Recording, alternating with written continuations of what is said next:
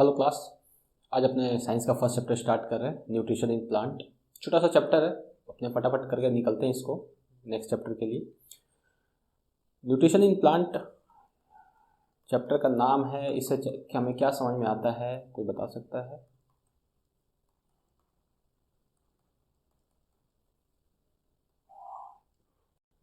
Nutrition in plants से क्या समझ में आ रहा है कि प्लांट्स कैसे फूड लेते हैं, कैसे यूटिलाइज करते हैं। ठीक है, सिंपल सा प्रोसेस है, अपने आगे भी समझेंगे। बट ये पूरा चैप्टर सिर्फ 5 पॉइंट में डिवाइडेड है। अगर इस 5 पॉइंट को दिमाग में रखो तो ये पूरा चैप्टर तुम्हें समझ में आएगा। फर्स्ट पॉइंट है मोड ऑफ न्यूट्रिशन। कितने तरह का न्यूट्रिशन है?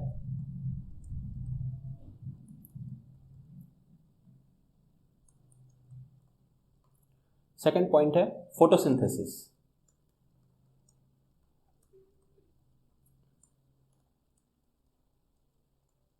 ठीक है, थर्ड पॉइंट है other mode of nutritions.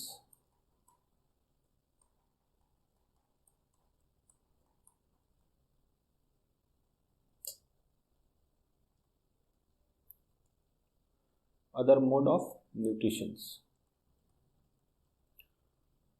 Fourth point है सैप्रो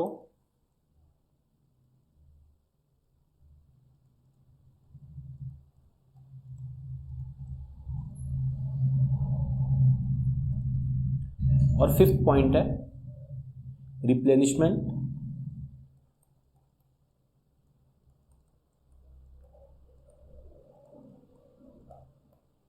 ऑफ सॉइल।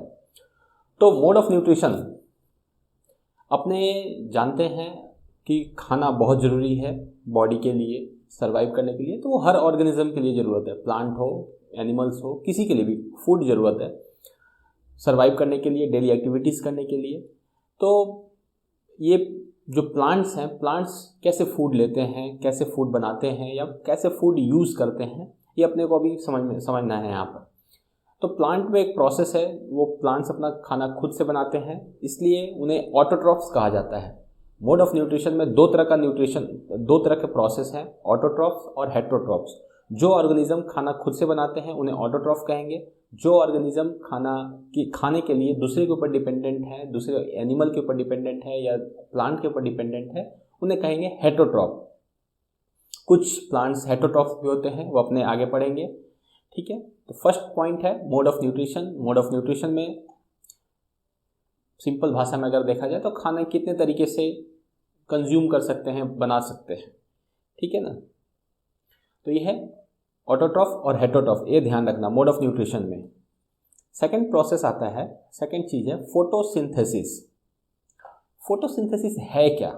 ये इस टॉपिक का कोर पॉइंट है, कोर जिसको सबसे मेन यही इस टॉपिक में है, फोटोसिंथेसिस। क्या है ये फोटोसिंथेसिस? अपने लोग जानते हैं प्लांट अपना खाना खुद से बनाते हैं, खाना बनाते तो हैं लेकिन कैसे? ये उस प्रोसेस को बोलते हैं जो प्लांट अपना खाना खुद से बनाते हैं, उस प्रोसेस को कहेंगे फोटोसिंथेसिस। ठीक है, ये अपने लोग अभी आगे देखेंगे कैसे वो प्रोसेस है, कैसे प्लांट्स अपना खाना खुद से बनाते हैं। फोटोसिंथेसिस, इस प्रोसेस को समझने के लिए सबसे बेस्ट है मैं तुम लोगों को एक फ़ोटो दिखाऊं, ज़्यादा बेटर समझ में आएगा। ये अपने यहाँ रख लिए। ठीक है, फोटोसिंथेसिस प्लांट्स को खाना बनाने के लिए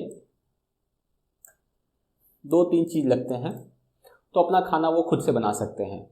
एटमॉस्फेयर से कार्बन डाइऑक्साइड चाहिए उन्हें, सन से सनलाइट चाहिए, और रूट्स जो कि ग्राउंड है, ग्राउंड से उन्हें वाटर चाहिए और अदर मिनरल्स चाहिए।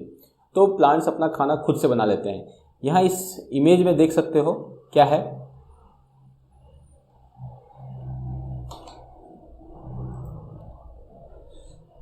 यहाँ से वाटर जैसे मिल रहा है प्लांट को, यहाँ से कार्बन डाइऑक्साइड मिल रहा है, यहाँ से सनलाइट मिल रहा है। तो प्लांट्स अपना ये 3 चीज़ मिलने से प्लांट अपना खाना खुद से बनाते हैं और एटमॉस्फेयर में वो ऑक्सीजन देते हैं। ठीक है, अब ये प्रोसेस लीव्स में कैसे होता है, ठीक है। तो अब इस चीज़ को समझो कि क्या है कि सनलाइट लीव्स के ऊपर पड़ता है, पत्तों के ऊपर पड़ता है। तो पत्तों में एक पिगमेंट समझ लो, या एक प्लांट का एक ऑर्गन की तरह समझ लो, एक क्लोरोफिल बोल के एक पिगमेंट होता है। जैसे ही सनलाइट हिट करता है उसके ऊपर में, वो एक्टिवेट हो जाता है और वो ग्राउंड से मतलब रूट्स को डायरेक्ट करता है वाटर भेजने के लिए। तो रूट्स से वाटर और अदर मिनरल्स वहाँ तक लीव्स तक जाते हैं, ठीक है। वहाँ पर वो एक केमिकल रिएक्शन होता है, ठीक है। वो अपने केमिकल रिएक्शन अभी देखेंगे और अपने बुक में दिया हुआ भी है। ये केमिकल रिएक्शन ये होता है, देख लो, ये है केमिकल रिएक्शन।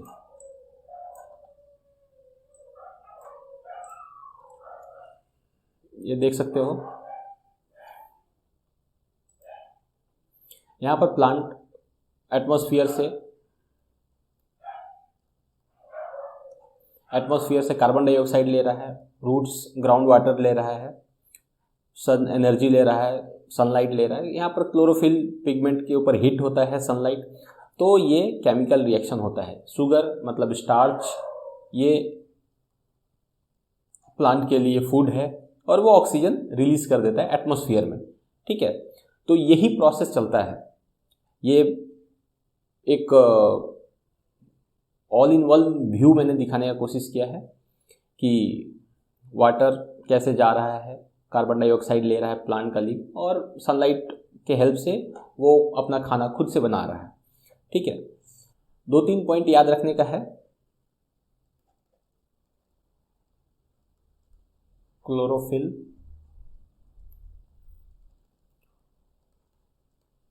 स्टोमेटा,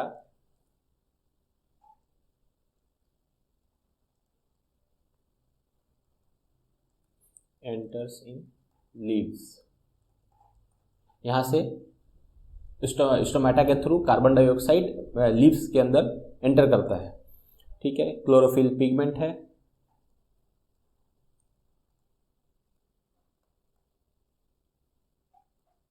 इसके अंदर में एक क्लोरोप्लास्ट बोल के पिगमेंट, क्लोरोफिल के अंदर में भी क्लोरोप्लास्ट होता है, जिसके अंदर में ये एक्चुअल केमिकल रिएक्शन होता है, ये ध्यान रखना। Chloroplast,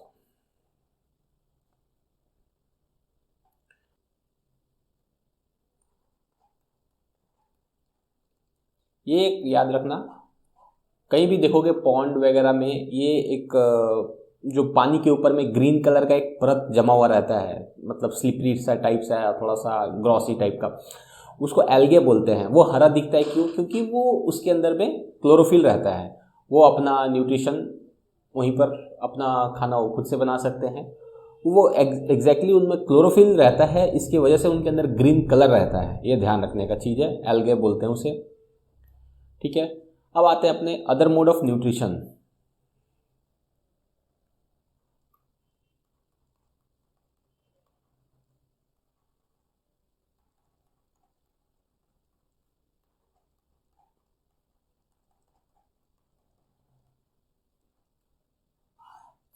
other mode of nutrition, other mode of nutrition क्या बोल रहा है कि जो प्लांट, अगर प्लांट अपना खाना खुद से बना सकते हैं, तो फिर न्यूट्रिशन का अलग मोड क्यों आया? मतलब वो क्या कोई ऐसे प्लांट्स भी हैं जो अपना खाना खुद से नहीं बनाते हैं? ये जवाब, अगर ये क्वेश्चन है तो हाँ, बहुत सारे प्लांट्स हैं जो कि अपना खाना खुद से नहीं बनाते हैं, या दूसरे के ऊपर डिपेंडेंट रहते हैं, या अपना वो खाना खुद से बनाते भी हैं तो कुछ न्यूट्रिएंट्स उन्हें नहीं मिलती है, तो वो उसके लिए दूसरे प्लांट्स के ऊपर डिपेंडेंट हैं, ठीक है। तो पहला तो एक है कैस्कुटा, जो कि अपना खाना एकदम ही नहीं बना पाता है और उसके अंदर में क्लोरोफिल नहीं है, तो वो दूसरे प्लांट के ऊपर डिपेंडेंट हो जाता है। या देखोगे बहुत, मैं अभी दिखा दे रहा हूँ कि कैसा होता है वो दूसरे प्लांट के ऊपर डिपेंडेंट होता है, ठीक है। तो वो ऐसे प्लांट्स जो कि दूसरे के ऊपर डिपेंडेंट होते हैं, उन्हें एक काइंड ऑफ पैरासाइट बोलते हैं, ठीक है। और जो जिस प्लांट के ऊपर में वो रहते हैं उन्हें होस्ट कहते हैं। तो ये चीज़ ध्यान रखने का चीज़ है। पहला point, parasite and host. Parasite, plants dependent on host for nutrients, ये ध्यान रखना है, होस्ट प्रोवाइडर।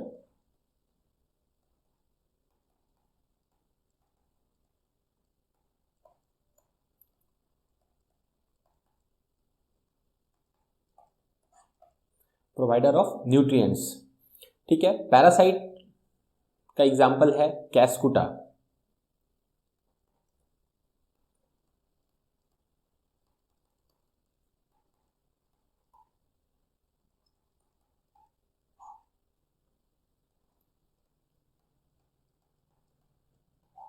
कैस्कुटा बोल के एक प्लांट है जो कि दूसरे के ऊपर डिपेंडेंट होता है।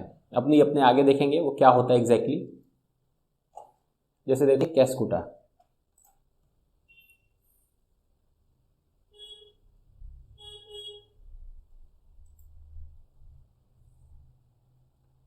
देख रहे हो,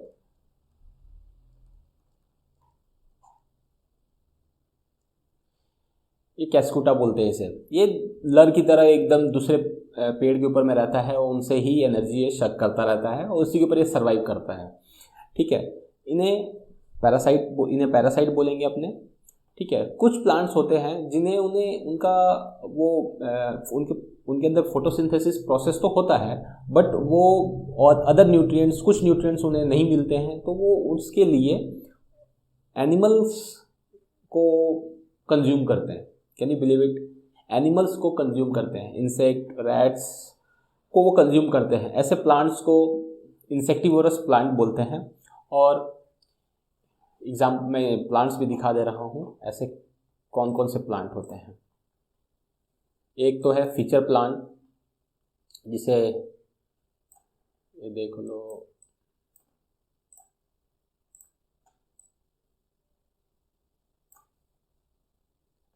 ये है फीचर प्लांट। देख पा रहे हो?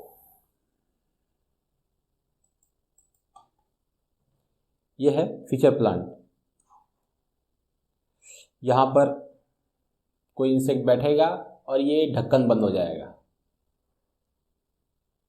ठीक है, तो ऐसे प्लांट्स को अपने इंसेक्टिवोरस प्लांट बोलते हैं। एक और भी देख लो एग्जांपल, उसे वेनस फ्लाईट्रैप कहते हैं। तो ये सब जो प्लांट्स है ये अपने कुछ एनर्जी के रिक्वायरमेंट, कुछ न्यूट्रिएंट के रिक्वायरमेंट के लिए दूसरे प्लांट्स के ऊपर में, दूसरे ऑर्गेनिजम्स के ऊपर में, सपोज कर लो, मतलब एनिमल्स के ऊपर डिपेंडेंट रहते हैं। इनके ऊपर जैसे ही बैठता है कोई भी एनिमल तो ये फटाक से बंद। ठीक है,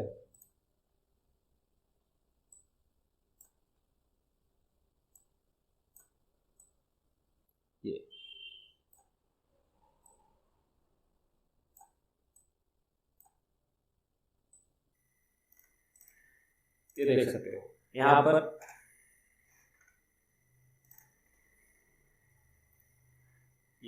यहाँ पर जैसे ही कोई बैठेगा ये दोनों बोथ साइड बंद हो जाते हैं। तो ये इसे कहेंगे अपने वेनस फ्लाईट्रैप।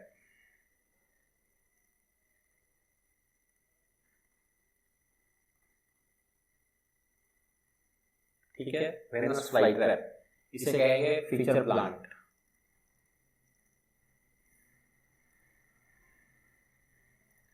अब तुम पूछोगे कि सर कोई प्लांट एनिमल्स को कैसे खा सकता है? तो ये एग्जैक्टली खा नहीं रहे हैं जैसे अपने खाने को समझते हैं। ये क्या है कि इनके जो ये कंटेनर देख रहे हो, जो लीव्स है, ये मॉडिफाइड हो चुके हैं, जो कि वो बाहर नहीं निकल पाएगा। इंसेक्ट मतलब मधुमक्खी समझ लो, मधुमक्खी इसके ऊपर बैठा, मधुमक्खी जैसे ही बैठा इसके ऊपर में, ये इसका जो ढक्कन है वो बंद हो जाता है। ये देख पा रहे हो, ये जो ढक्कन है ये बंद हो जाता है। बंद हो जाता है तो फिर वो मधुमक्खी निकल नहीं पाता है, वो इसी के अंदर रह जाता है।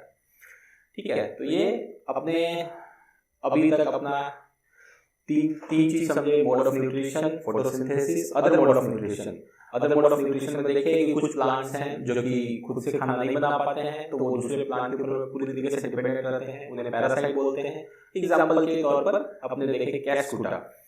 कुछ प्लांट्स हैं जो कि फोटोसिंथेसिस कर पाते हैं, लेकिन फिर भी उन्हें अदर मिनरल्स के लिए, अदर इंपॉर्टेंट मिनरल्स के लिए दूसरे ऑर्गेनिजम्स के ऊपर डिपेंडेंट है।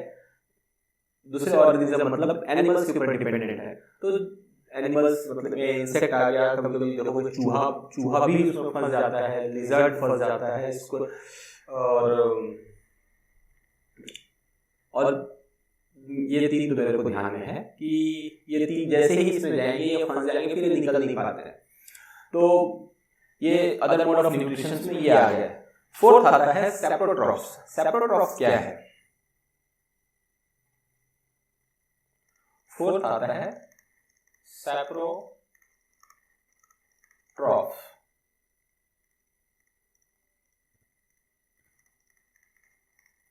सेप्रोट्रॉफ्स क्या है? कभी बारिश में निकलो, ठीक है, तो बारिश में देखोगे कि वो वाइट कलर का मशरूम टाइप का बना हुआ रहता है, जिसे गांव में बिहारी में उसे सांप का छत्ता कहते हैं, ठीक है। तो वो क्या है कि जो भी मटेरियल या जो सड़ रहा है, उस जो सड़ते हुए डिकेइंग मैटर के ऊपर में वो जमता है, ठीक है। और जनरली हम लोग उसको बरसात के समय में देखते हैं, तो वो एक तरह का फंगस है, उसे मशरूम उसका नाम है, बट एक तरह का फंगस है। तो फंगस क्या होता है कि कुछ भी जो मटेरियल सड़ रहा है, सड़ते हुए मटेरियल के ऊपर में जमता है, ठीक है। तो अपना जो न्यूट्रिएंट्स है वो उसी आइटम से, सड़ते हुए आइटम से लेता है। ऐसे ऑर्गेनिज्म को अपने बोलते हैं सेप्रोट्रॉफ्स।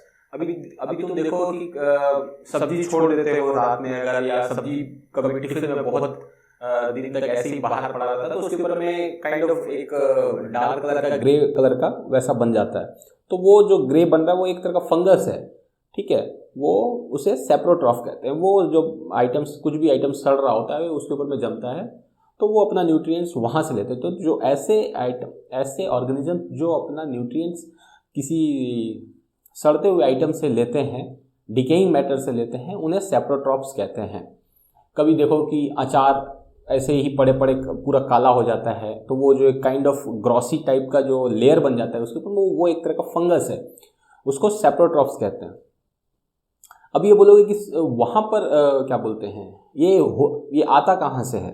तो आता कहाँ से है, तो हवा में बहुत सारे फंगस के स्पोर्स होते हैं। स्पोर्स डिटेल में पढ़ोगे 9, 10, 11 में। स्पोर्स ऐसे समझो कि वो एक तरह का सीड हैं, वो आके फूड के ऊपर पड़ते हैं, उनको बस वहाँ से वो जर्मिनेट होना स्टार्ट हो जाता है, ठीक है। तो ऐसे लोग, ऐसे ऑर्गेनिजम्स को अपने सेप्रोट्रॉफ्स कहेंगे, ठीक है ना। और जो ऐसा ये जो डिकेइंग मैटर से न्यूट्रिशन लेने का प्रोसेस है उसको सेप्रोट्रॉफिक न्यूट्रिशन कहेंगे। एकदम क्लियर कट। ये देखो,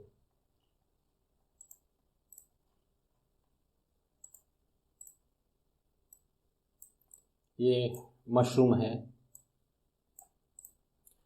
एक तरह का सेप्रोट्रॉफ है, एक तरह का फंगस इसको कहते हैं, ठीक है। अभी फर्दर आगे बढ़ेंगे सेप्रोट्रॉपिक न्यूट्रिशन से, तो आता है सिम्बायोसिस। बुक में दिया हुआ है symbiosis.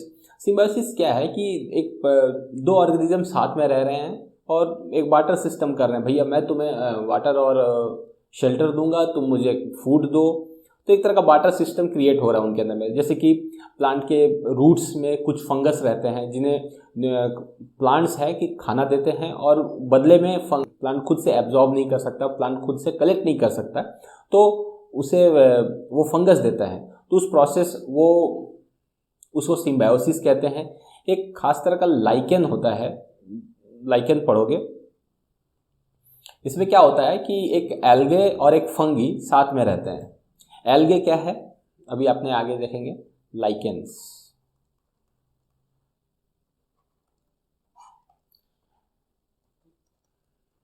Algae plus fungi. Algae nutrition देता है।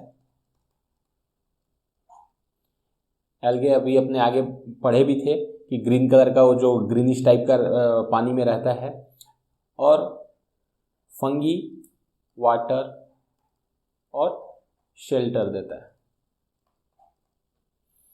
अपने लाइकेंस देखेंगे कैसा होता है लाइकेंस। ये देखो, ये पत्थर वगैरह नदी के किनारे अगर कभी गए हो तो वहाँ पत्थर वगैरह पर देखोगे कि ऐसा ऐसा जमा हुआ रहता है पत्थर के ऊपर में, तो वो उसको लाइकेन बोलते हैं। उसमें एल्गे और फंगी का मिक्स दोनों एक साथ रह रहे हैं। एल्गे खाना देता है और फंगी उसको वाटर या शेल्टर देता है, ठीक है।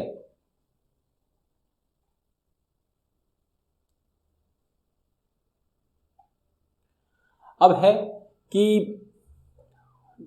फिफ्थ पॉइंट है, how nutrients are replenished in the soil. अभी तक अपने जितना भी पढ़े उसमें क्या है कि प्लांट अपना खाना खुद से बना रहे हैं और न्यूट्रिएंट्स वाटर वगैरह वो ग्राउंड से ले रहा है। तो क्या है कि जब ग्राउंड से जो सॉइल से तुम ज़्यादा न्यूट्रिएंट्स ले लोगे, ठीक है, तो सॉइल में तो न्यूट्रिएंट्स ख़त्म हो जा रहा है, तो वो न्यूट्रिएंट्स सॉइल में तो वापस से डालना पड़ेगा ना, नहीं तो फिर कोई भी प्लांट फर्दर कैसे जमेगा। ठीक है, तो इसमें क्या है कि कभी भी देखते होगे कि जो किसान हैं खाद डाल रहे हैं या कुछ मैन्यूअर्स जो होता है कि मतलब क्या बोलते हैं उसको, जो बायो वेस्ट जो होता है उसको डालते हैं, सड़ा हुआ आइटम है कुछ भी डालते हैं, तो वो एक तरह से खाद का काम करता है बाद में। ठीक है, तो वो न्यूट्रिएंट्स एक तरह से न्यूट्रिएंट्स अपने सॉइल में डाल रहे हैं। ठीक है ना। अभी एक चीज़ नोटिस करोगे, जब धान का खेती होता है, अगर कभी देखे हो धान का खेती में, तो उसमें देखोगे कि किसान फर्टिलाइज़र ऐसे एकदम डाले जा रहा है, इसलिए क्योंकि धान बहुत ज़्यादा मिनरल्स लेता है ग्राउंड से, तो वो मिनरल तो ग्राउंड क्या है कि ग्राउंड से मिनरल एकदम कम सा हो जाता है, इसलिए कंटिन्यू उसको मिनरल्स ग्राउंड में कंटिन्यू फर्टिलाइज़र डाला जाता है ताकि न्यूट्रिएंट्स का कमी ना हो जाए। कुछ ऐसा एक बैक्टीरिया है, जैसे कि उसका नाम है राइजोबियम। ठीक है, मैं यहाँ पर सामने लिख दे रहा हूँ।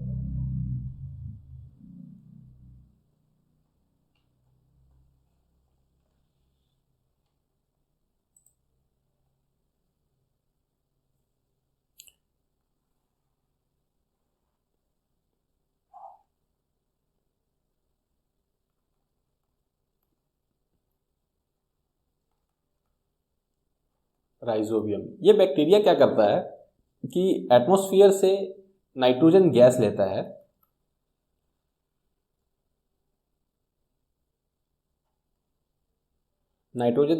और उसको प्लांट्स जिस वे में कंज्यूम कर सके उस सॉल्युबल नाइट्रोजन में कन्वर्ट करता है उसको। तो ये जनरली प्लांट के रूट्स में रहता है बैक्टीरिया। ठीक है, तो प्लांट क्या करता है कि बैक्टीरिया को खाना देते हैं, और जो बैक्टीरिया है प्लांट के लिए जो एटमॉस्फेरिक नाइट्रोजन है उसको सॉल्युबल नाइट्रोजन में कन्वर्ट करता है। ठीक है, तो इससे प्लांट को भी फायदा हो जाता है। तो मैं ये क्यों बता रहा हूँ ये बैक्टीरिया के बारे में, क्या है कि कभी देखे हो कि पता नहीं तुम लोग कितने जन गांव में रहते हो, क्या होता है कि जब पैडी का खेती होता है तो कुछ प्लांट्स जैसे कि पीज, मटर या मटर की खेती देखे हो कभी अगर, तो क्या है कि जब पैडी का फसल हो जाता है, धान का खेती हो जाता है, तो जब धान की कटाई हो जाती है ना, तो उसमें ऐसे मटर का छिड़काव कर दिया जाता है। क्यों, इसके बारे में अपने जानेंगे। क्या होता है कि जब धान का खेती होता है तो जो न्यूट्रिशनल वैल्यू है सॉइल का वो कम हो जाता है। तो अब या तो तुम्हारे पास तुम वापस से खाद डालो तब आएगा, या फिर एक बायोलॉजिकल प्रोसेस यूज़ करते हैं बहुत सारे किसान, वो मटर की खेती करते हैं। मटर की खेती करने से फ़ायदा क्या है कि वो जो बैक्टीरिया है राइजोबियम, वो लेग्यूमस प्लांट्स जो भी दाल के जितने भी प्लांट्स हैं उनके रूट्स में रहता है। ठीक है, तो इससे दो फायदा होता है, एक तो उन्हें क्या बोलते हैं मटर भी मिल जाता है, और साथ में सॉइल में वो बैक्टीरिया आ जाने से सॉइल का जो न्यूट्रिशनल वैल्यू है वो बढ़ जाता है और नेक्स्ट फसल के लिए वो सॉइल रेडी हो जाता है। ठीक है, तो ये चीज़ ध्यान रखना राइजोबियम बोलकर। अभी इसके बारे में डिटेल में और भी आगे पढ़ोगे। राइजोबियम बैक्टीरिया है जो कि जो गैसियस नाइट्रोजन को कंज्यूम करता है और उसको soluble nitrogen for the plants बना देता है। ठीक है, यह है राइजोबियम। तो ये टॉपिक यहीं पर ख़त्म है, ज़्यादा कुछ इसमें समझने का तो सिर्फ 2-3 आइटम ज़्यादा है। फोटोसिंथेसिस प्रोसेस एकदम इम्पॉर्टेंट है, उसको ध्यान से समझो। ज़्यादा कुछ है नहीं, बस 2-4 वर्ड ही याद रखने हैं तुमको। ठीक है, और अपने लोग क्या पढ़े हैं ये सब यहाँ पर है, एकदम सिंपल है, फटाफट ख़त्म कर सकते हो इसको। एक्सरसाइजेज एक बार बुक खुद से पढ़ लो। एक्सरसाइजेस ज़्यादा कुछ टफ है नहीं, एकदम खटाखट हो जाएंगे। बुक एक बार ज़रूर पढ़ना खुद से। मेरे इस क्लास के बाद अगर पढ़ो तो एक सबसे ज़्यादा बेटर रहेगा, क्योंकि तुम्हें अब बेसिक आइडिया हो गया है कि इस चैप्टर पे क्या है। एक बार बुक खुद से पढ़ोगे तो फिर तुमको सारे चीज़ एकदम दिमाग में छप जाएंगे। ठीक है, इस वीडियो के जो लिंक रहेगा, वीडियो के लिंक के साथ ये इसका एक्सरसाइज का पूरा सॉल्व किया हुआ है। एक बार बुक खुद से पढ़ो, तुम्हें वो एक्सरसाइज देखने का जरूरत नहीं पड़ेगा, तुम खुद से इसको सारे सॉल्व कर पाओगे। ठीक है, चलो, थैंक यू।